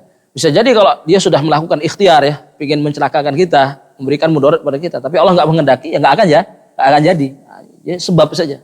Oke, begal itu punya satu situasi tertentu dia dapat memberikan kemudaratan bagi kita. Cuman itu apa? Tidak pasti itu. Kalau Allah menghalangi apa? Nggak akan terjadi. Nah, yang kayak gini hampir sama dengan doa tadi Ustaz. Ini hampir sama semuanya nanti. Roja juga begitu. Ini antum lihat tadi kaitannya. Kalau doa kaitannya dengan nafa dan doror. Nah, kalau khauf kaitannya dengan apa Ustaz? Dengan doror saja. Jadi takut. Kenapa kita takut? Kalau takut kepada Allah karena kita takut karena kemaksiatan kita Allah memberikan kepada kita apa? Cobaan yang kita tidak mampuin. Nah, itu konsep takutnya kalau begitu berarti apa? Kita akan lebih mendekat berarti. Jadi takutnya malah mendekati bukan menjauhi sebagaimana ya konsep takut kepada makhluk itu kepada selain Allah Subhanahu wa taala. Yang pokoknya takut kepada makhluk selain Allah Subhanahu wa taala itu boleh Ustaz. Ya, selama tidak sampai jatuh kepada meyakini bahwa makhluk selain Allah tadi itu benar-benar mampu ya kapanpun memberikan kemudaratan kepada kita. Bahkan hari ini ya meskipun agak salah kaprah saja, agak salah kaprah itu kayak akhirnya tidak mempercayai gaib gitu kan. Nggak takut lah apa dukun. Ya emang nggak apa-apa ente nggak takut karena dukun itu meskipun katanya apa dia mampu tapi kan dia sebab saja. Dia melakukan pun ya, belum tentu. Kalau Allah yang nggak mengizinkan ya nggak akan terjadi. Gitu. Cuman janganlah sampai apa menggugurkan keyakinan akan perkara gaib. Ya. Sudah jelas kan di awal Baqarah disebutkan saja. Ya, salah satu sifat orang bertakwa itu ya tadi ya alladzina yu'minuna bil gaib. Ya, gaib itu yang kasat mata saja yang nggak kelihatan oleh mata kita itu.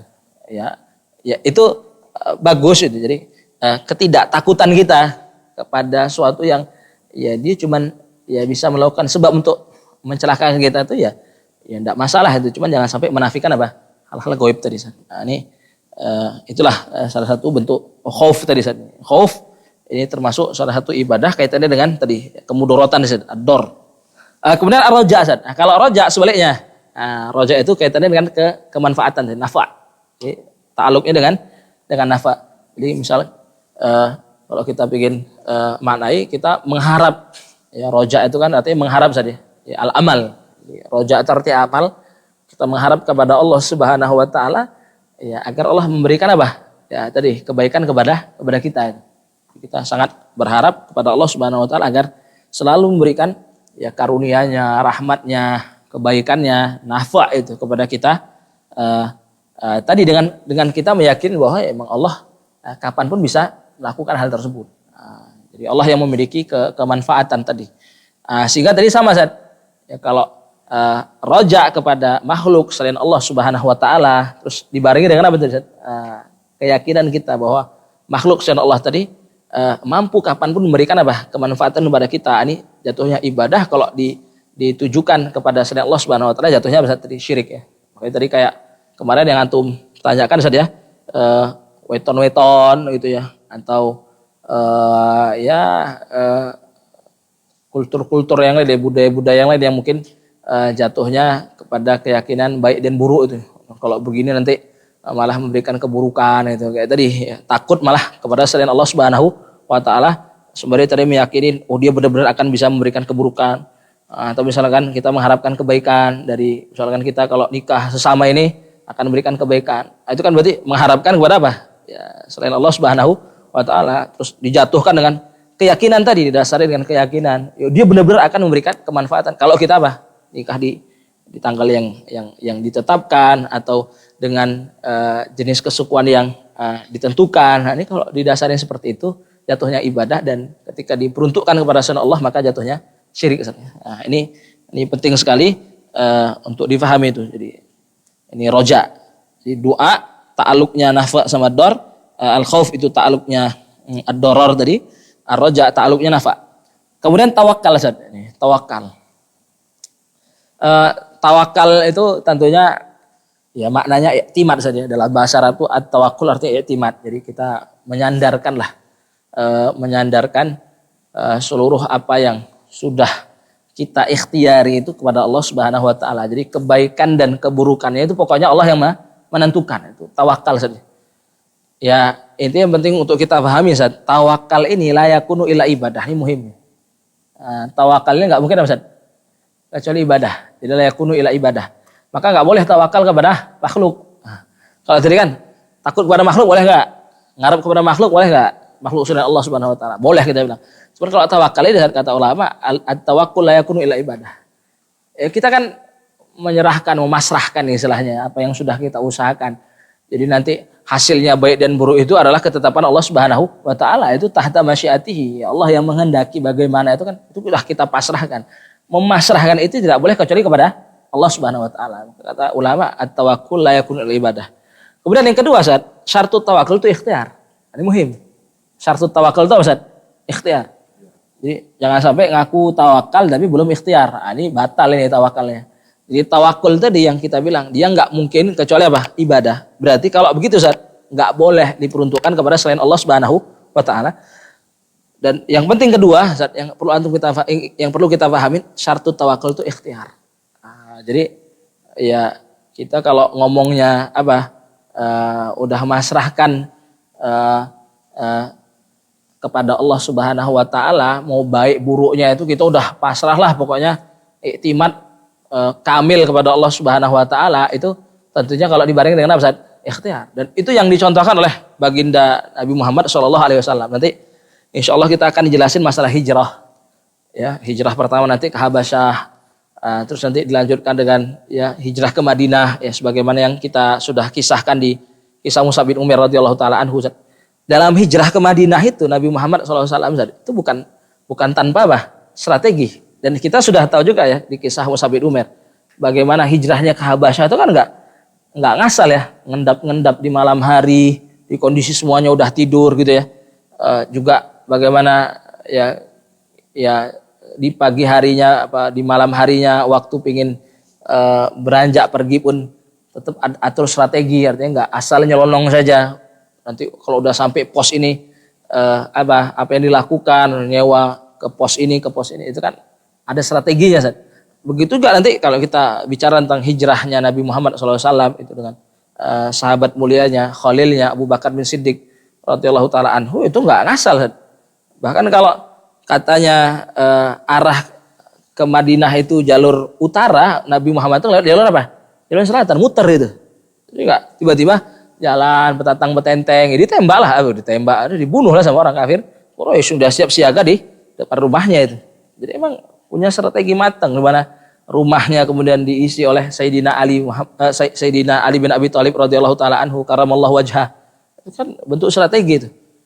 Sampai nanti kalau sudah ikhtiar kok ternyata masih ada itu orang kafir nongol di mana? Guathur itu kan. Nyampe aja ini udah diikhtiari kok nyampe aja. Barulah apa? Kata Rasulullah, apa namanya menasihatin ya, memberikan apalah ya ketenangan hati kepada Khalilnya Abu Bakar Siddiq radhiyallahu anhu apa la tahzan innallaha ma'ana. Baru kalau udah begitu baru tawakal. Jadi setelah ikhtiar panjang tetap nongol aja tuh pasukan kafir Quraisy. Itulah baru apa kata Rasulullah innallah la tahzan innallaha ma'ana. Jangan sedih. Abu Bakar udah nangis bercucuran nih gimana nih kalau ketahuan habis jadi nggak jadi hijrah, udah putuslah dakwah Islam. Tapi kan Rasulullah dibersamai Allah Subhanahu wa taala, maka Rasulullah menasihati ya mengingatkan Abu Bakar la tahzan innallaha ma'ana. Jadi tawakal Ustaz. La yakunu illa ibadah. Kemudian yang kedua syaratut tawakul adalah ikhtiar gitu ya. Kemudian Ustaz waraghbah. Raghbah ini sama Ustaz kayak roja. Jadi raghbah itu sama kayak roja. Rahbah itu sama kayak khauf. Ya, maksudnya dari raghbah ya, sama dia kayak roja, berarti takluknya nafa tadi. Jadi kita raghbah, roja itu maknanya sama. Ya, kita mengharapkan agar Allah Subhanahu wa taala memberikan seluruh rahmat karunia kepada kita itu. Dan kapanpun itu Allah mampu melakukannya. Jadi kalau dalam contoh-contoh nahwu itu kan biasa diungkapkan dengan la'allallaha yarhamuna. Itu satu hal apa? Yang sangat mudah dilakukan oleh Allah Subhanahu wa taala untuk sekedar apa? Memberikan rahmatnya kepada kita, ampunannya kepada kita Subhanahu wa taala. Warahbah ya, warahbah itu khauf tadi sama tadi. Ta'alluqnya itu dor. Ya, rahbah itu maknanya juga khauf. Kemudian khusyuk Ustaz. Ini khusyuk. Khusyuk itu artinya tenang Ustaz. Tenang ya, merasa aman, ya, hati tentram, badan juga nggak gelisah gitu Ustaz. Nah, khusyuk ini Ustaz, khusyuk kapan dia dianggap sebagai ibadah? Ini kalau gini Ustaz. Ketika kita tenang itu kan ketika gini Ustaz, kita dibersamai oleh sesuatu ya. Ketika sesuatu yang kita merasa tenang bersamanya tadi Ustaz, itu kita yakini keagungannya. Itu Ustaz, kita yakini keagungannya. Sama yang kedua, kita yakini sesuatu yang kita tenang bersamanya tadi, khusyuk bersamanya tadi, itu bisa mengetahui segala apapun yang kita lakukan. Ya roh kulla syai'. Jadi dua Ustaz. Agung sama kedua Ustaz, mampu mengetahui segala gerak-gerik kita. Nah, ketika ini ada Ustaz, pasti akan hadir kekhusyukan. Maka kata ulama, akan semakin kuat kekhusyukan seorang kalau dia semakin apa? Mengenal kebesaran Allah Subhanahu wa taala, sama selalu terus apa? Merasa diawasi oleh Allah Subhanahu wa taala. Jadi dalam sholat itu ya, kalau dalam mazhab Syafi'i ya menurut pendapat yang ghairul mu'tamad dia bukan rukun ya. Kalau sebagian ulama Ustaz mengatakan termasuk rukun sholat itu khusyuk, nggak sah terus sholat kita itu, nggak ada khusyuknya kita soalnya. Jadi semakin ya kuat khusyuk orang itu ketika Ustaz semakin kuat apa? Kebesaran Allah dalam hatinya, sama dari selalu merasa apa? Diawasi selalu oleh Allah Subhanahu wa taala. Jadi khusyuk itu kan tenang Ustaz. Kita akan selalu tenang ketika Ustaz ya kita bersama Allah Ustaz. Kita nggak akan gusar itu.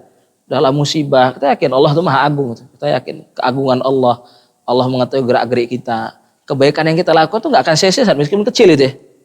Jadi kok hari ini kita dikasih musibah itu bukan karena Allah ingin menyalahkan kita ya.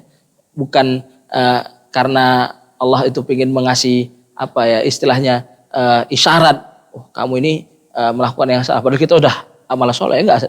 Itu Allah memberikan musibah ya karena itu bagian daripada apa? Suratan takdir yang sudah Allah Subhanahu wa taala tetapkan bagi kita. Ya sehingga ketika kita ditimpakan musibah, kita meyakini keagungan Allah, Allah mengawasi gerak-gerik kita, Allah tidak akan melupakan sedikit pun apa dari yang kita kerjakan meskipun kecil itu. Masya Allah akan balas, ini akan selalu tenang saat itu. Ini khusyuk ibadah. Jadi khusyuk tadi ya kita tenang dengan sesuatu itu kalau tadi kita merasa ya sesuatu tadi itu memiliki keagungan, ya kita yakini keagungannya, sama tadi dia mengetahui segala gerak-gerik kita. Ya ini tentunya ya kalau ditujukan kepada Allah Subhanahu wa taala ini apa nanti termasuk ke kesyirikan. Ya khusyuk yang seperti ini ya tidak boleh ya sekedar tenang, misalkan antum di istana presiden misalkan tenang ya, ada orang yang ngusilin antum pada presiden, orangnya formal semua kan. Ya tenang itu kan sekedarnya saja kan. Ya kita hormatlah ya Pak Presiden, sama yang kedua apa Ustaz? Ya kita nggak meyakini Pak Presiden apa mantau kita terus ya kan.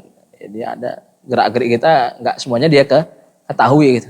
Nah, ya sekedar tenang seperti itu, tahapan seperti itu ya nggak masalah gitu. Cuman sampai tadi meyakini betul keagungannya, keagungan yang kamil, terus posisinya dia mengetahui segala gerik-gerik kita, ini tidak diperuntukkan kecuali kepada Allah Subhanahu wa taala saja. Ini khusyuk yang ibadah tadi. Makanya tadi saya khusyuk akan semakin kuat misalkan dalam sholat ketika kita lebih mengenal keagungan Allah Subhanahu wa taala, ketika seorang hamba sangat betul mengetahui ya keagungan Allah Subhanahu wa taala dan selalu merasa diawasi oleh Allah Subhanahu wa taala, maka khusyuk itu akan semakin kuat hadir ya, misalkan salah satunya di salat kita. Nah, ini khusyuk Ustaz. Kemudian khosyah ini sama kayak khauf Ustaz. Khosyah ini sama kayak khauf, maknanya sama. Jadi tingkatan lain dari khauf. Jadi al khosyah ini al khauf ma'al ilmi. Al khosyah itu al khauf ma'al ilmi. Jadi takutnya itu tadi kan takut ya Allah ya kapanpun mampu memberikan kita madorot, memberikan kita mara bahaya, ya, sehingga kita semakin dekat. Tapi tingkat takut yang ini, yang khosyah ini itu disertai apa? Ketika ada ilmunya. Makanya kata Allah, innama yakhsyallaha min ibadihil ulama. Yang memiliki khosyah ini hanya apa? Ya ulama saja. Karena khauf tingkat yang lebih tinggi ya, daripada khauf yang biasa. Ini al khauf ma'al ilmi, ini khosyah ini. Itu saja. Kemudian al-inabah. Al-inabah itu at-taubah saja, itu bahasa lain dari taubat. Ya, intinya makna taubat itu saat kita kembali saja dari kemaksiatan menuju ketaatan, mentaati Allah Subhanahu wa taala.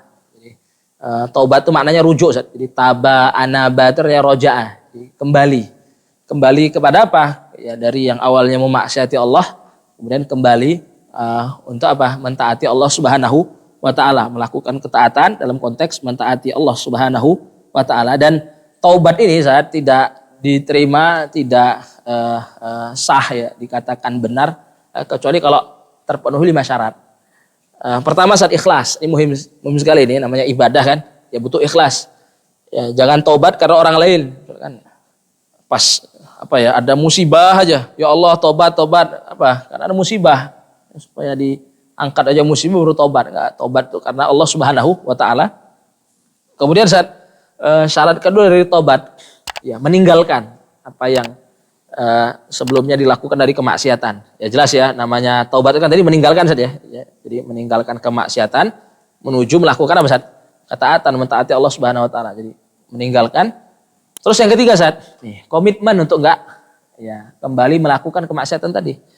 Jadi nggak sekedar kita meninggalkan terus kita nggak punya komitmen untuk ya benar-benar nggak melakukannya lagi. Ini justru malah ya selang 2 hari malah melakukan lagi saat itu. Kalau nggak punya komitmen seperti itu ya tobat sebelumnya itu ya gugur saat ya tidak dikatakan sah ya. Gimana mau diterima itu? Jadi memenuhi syaratnya saja tidak itu. Jadi harus meninggalkan. Kemudian tadi saat yang ketiga komitmen saat untuk meninggalkan gitu ya. Komitmen untuk meninggalkan. Kemudian syarat keempat, nah ini merasa istilahnya ya bersalah ya. Jadi menyesali gitu ya, kalau bahasanya itu menyesali kemaksiatan yang sudah dilakukan. Jadi menyesali kemaksiatan itu ciri orang beriman saja. Jadi kalau kata Rasulullah SAW, man sarrahu hasanatuhu wa sa'athu sayyi'atuhu fadzarikal mu'min. Man sarrahu hasanatuhu, siapa yang menyenangkannya kebaikan-kebaikan yang dilakukan. Kalau dia melakukan masalah itu dia senang. Wa sa'athu sayyi'atuhu, kalau dia melakukan apa Ustaz?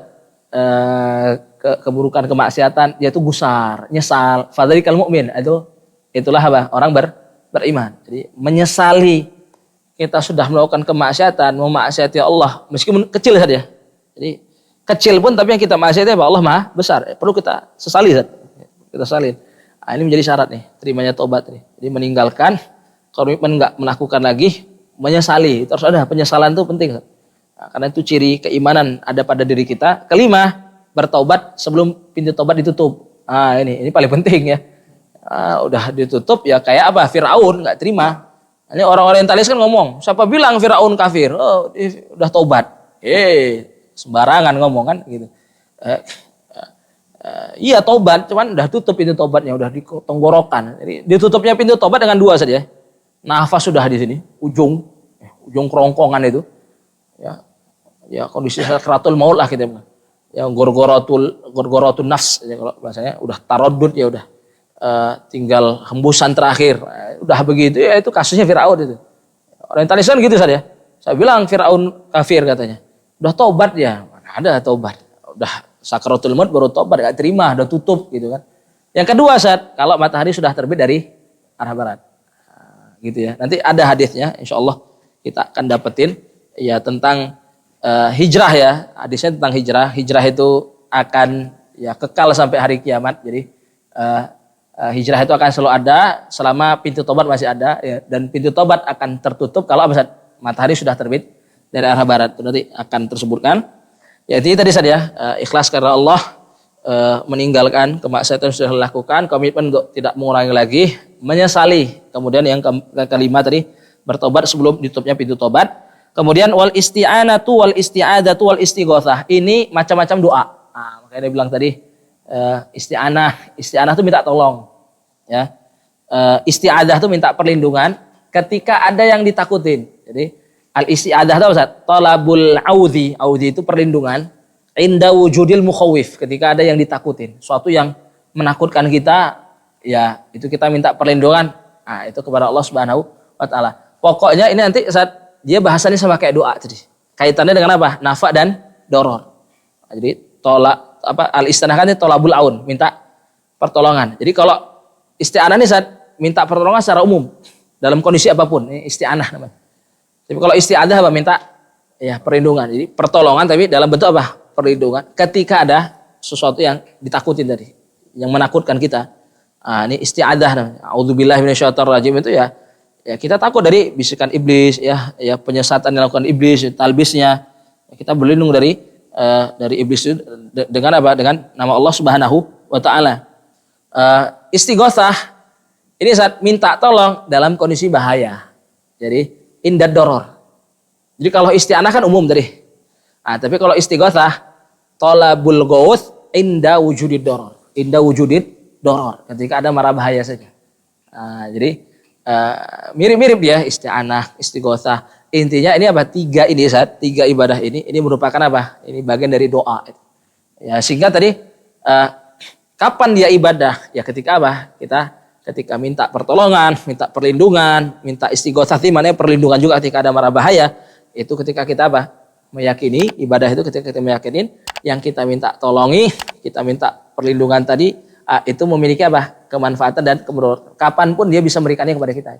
Ya, kapanpun. Dan itu hanya diperuntukkan kepada Allah Subhanahu wa taala saja. Ketika diperuntukkan kepada selain Allah maka dia jatuhnya syirik tadi.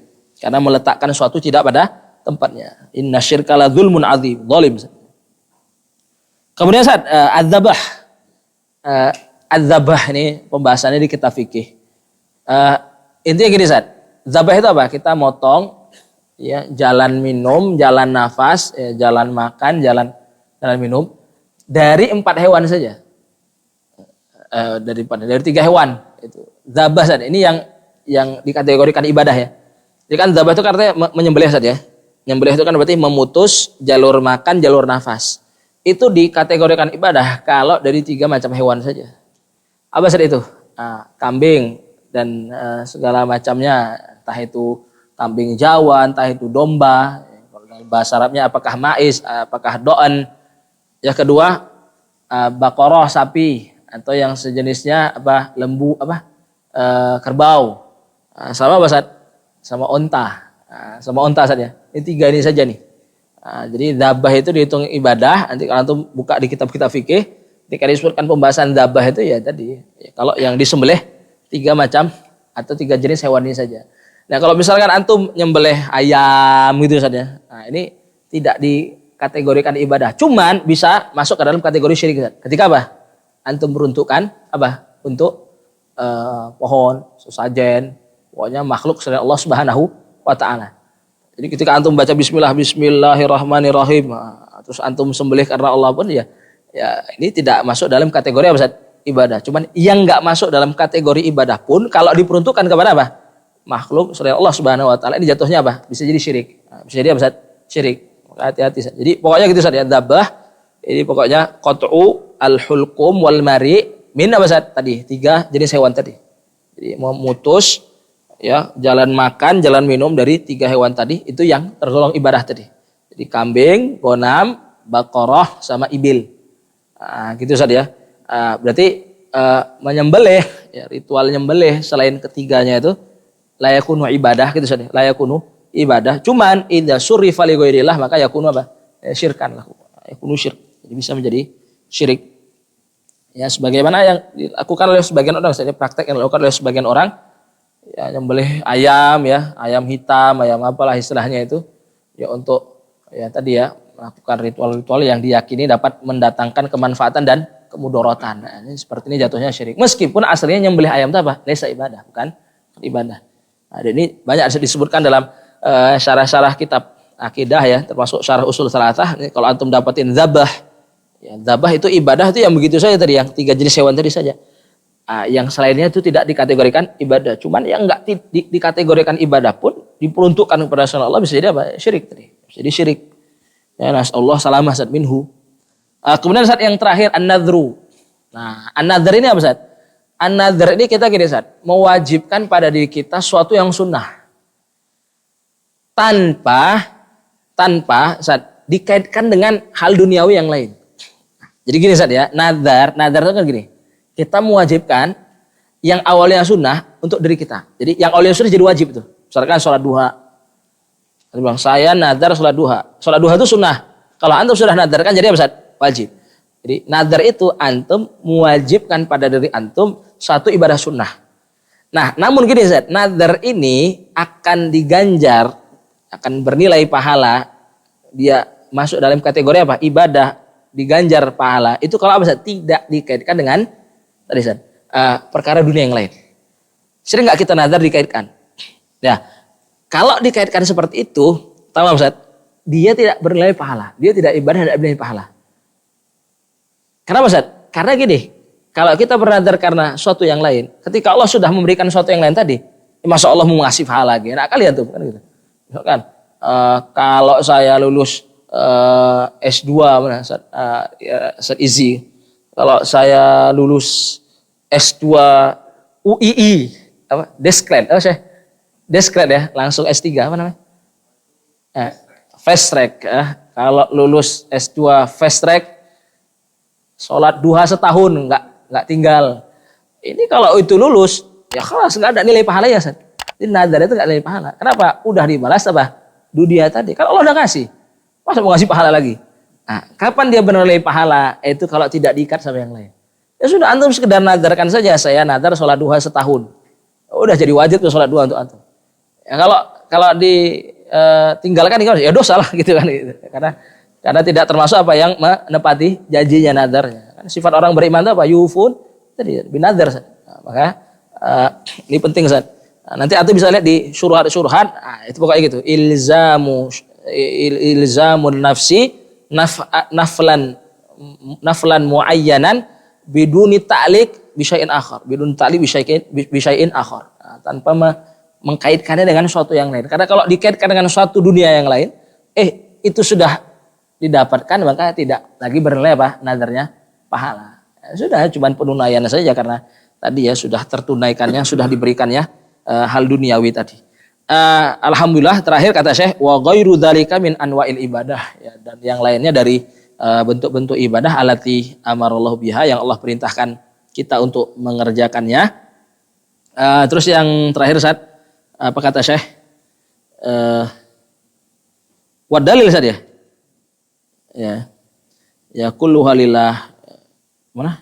Ibarat sebelumnya apa? Ana enggak bawa kitab Ustaz. Mohon maaf ya. Nah amarallahu biha kulluha lillahi ta'ala. Ya, Allah perintahkan ibadah-ibadah tadi diperuntukkan hanya kepadanya subhanahu wa ta'ala.